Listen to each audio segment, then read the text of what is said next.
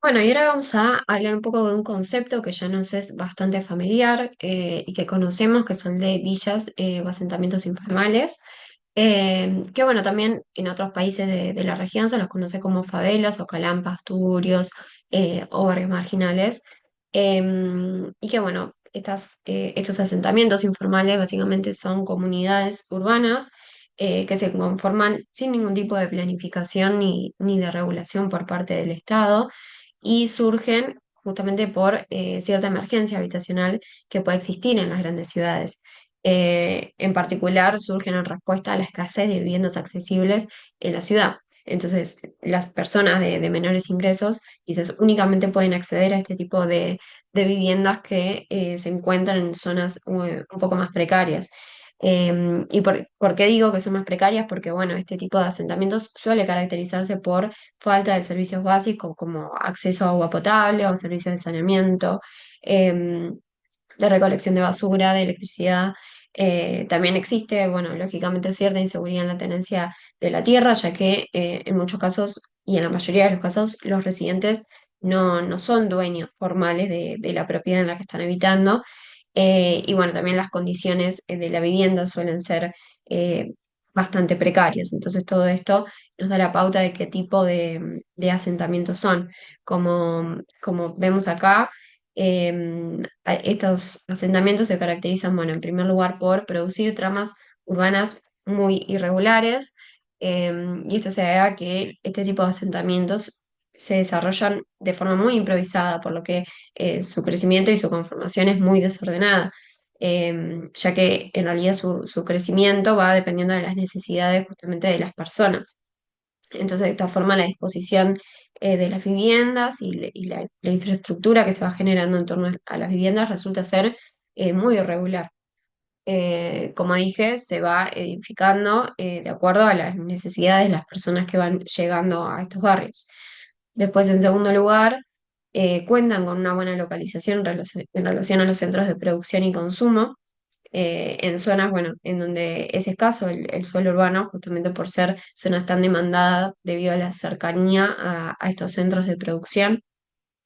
Bueno, esto se explica bastante por sí mismo, pero bueno, frecuentemente estos asentamientos se encuentran cerca de estas zonas en donde se generan muchas oportunidades de empleo y servicios.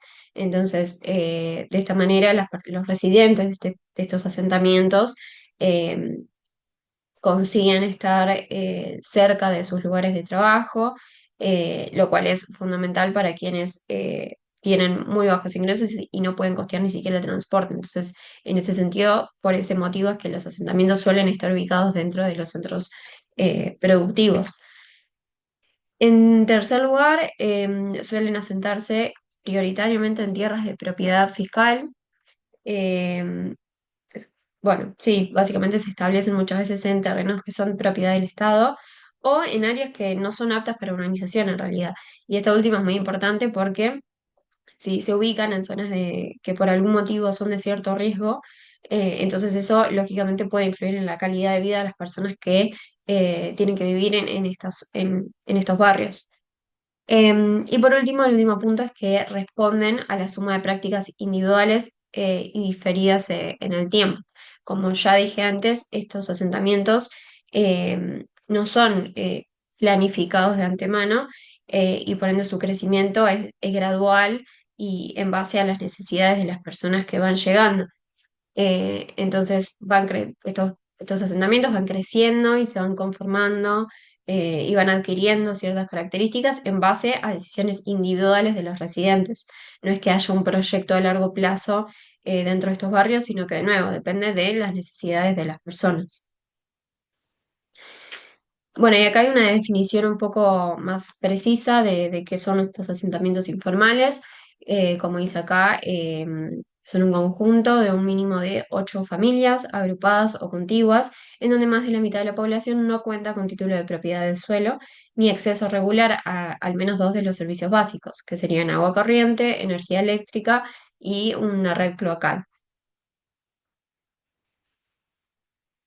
Bueno, acá tenemos una definición más operativa también del concepto de villas.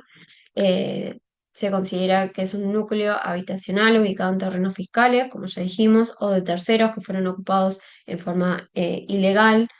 No están ubicadas con un cierto criterio de ordenamiento edilicio, sino que las viviendas, perdón, no están ubicadas de forma ordenada, sino que aparecen desparramadas en el terreno. Eso también ya lo dije. La conformación de este tipo de barrios y de asentamientos justamente responde a las necesidades de las personas, entonces se van haciendo viviendas en donde queda el espacio, en donde se puede, y esto hace que no exista un trazado como el que por ahí vemos fuera de las villas, en donde hay, como dice acá, barrios amanzanados y calles, entonces acá los medios de circulación por ahí son pasillos, en donde muchas veces ni siquiera llegan vehículos, entonces tiene un ordenamiento bastante distinto al que podemos ver fuera de las villas. Y esto responde de nuevo em, a las necesidades de las personas de ir asentándose en donde queda el espacio.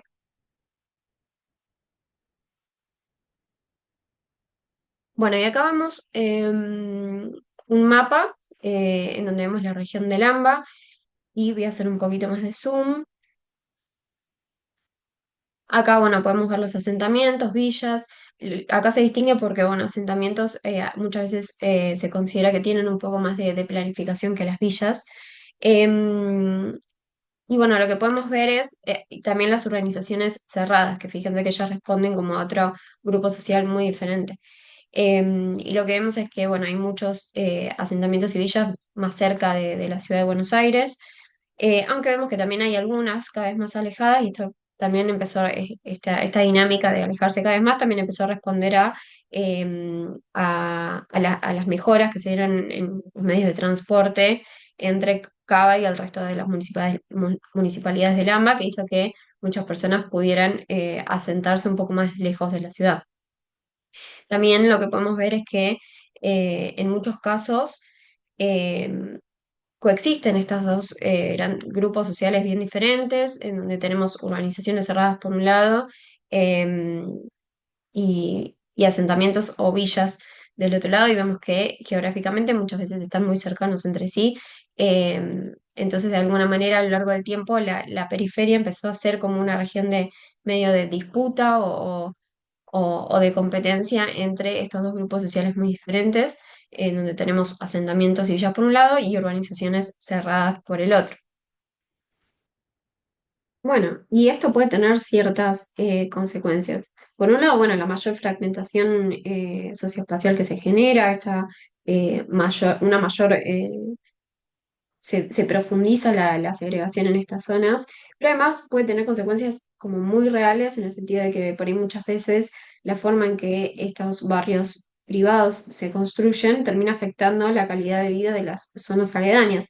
En muchos casos, por ejemplo, se hace cierta elevación de la tierra en las zonas de estos barrios privados y termina siendo que por ahí las zonas más cercanas terminan siendo más propensas a inundaciones. En fin, hay como muchas cuestiones a tener en cuenta de esta dualidad que existe entre la, este fenómeno de que muchas veces asentamientos y villas comparten geográficamente el espacio con urbanizaciones cerradas. Bueno, y acá vemos también un gráfico para Argentina con algunos datos para el total del país y lo vemos primero algunos datos de déficit habitacional. Tenemos que aproximadamente 4 millones de hogares viven en viviendas inadecuadas, tenemos otros 515.000 hogares en viviendas irrecuperables, un 16% de las personas no posee agua corriente, un 46% de la población no dispone de cloacas. Estos son perdón, datos para la encuesta, el Censo Nacional de Población de Hogares y Viviendas del año 2010. Igual quedaron un poquito desactualizados, pero bueno, vemos que la preocupación, estos datos, esta información es realmente muy alarmante, muy preocupante. Y después vamos a ver un poco la comparación de las pirámides poblacionales dependiendo de si se encuentran dentro de las villas o fuera de las villas. Primero vemos para la ciudad de Buenos Aires, y lo que vemos es que dentro de las villas, lo que vemos es que esta pirámide tiene una forma más amplia en la base, lo que indica una mayor proporción de personas jóvenes. Y esa es una característica muy común en áreas de menores ingresos, en donde suele haber tasas de natalidad y de fertilidad más altas. No hay tanto control de natalidad y hay una población más joven en consecuencia. Y por fuera de las villas lo que tenemos es una pirámide más equilibrada en donde eh, tenemos una base un poco menos ancha y un ensanchamiento mayor en las edades más adultas. Y lo mismo, o sea, estas diferencias que existen entre las pirámides también se pueden observar al analizar un país en desarrollo como Argentina con un país desarrollado como Alemania. Vemos la misma tendencia de la pirámide en un país en desarrollo con una base más ancha en contraparte de lo que vemos en un país desarrollado en donde tenemos una base un poco menor y una mayor proporción de personas en edad adulta. Bueno, y por último les queda de tarea ver las últimas slides de esta presentación en donde vemos algunos casos de aplicación. Así que bueno, esta parte les va a quedar de tarea. Cualquier consulta, ya saben, me pueden escribir a mi mail. Muchas gracias.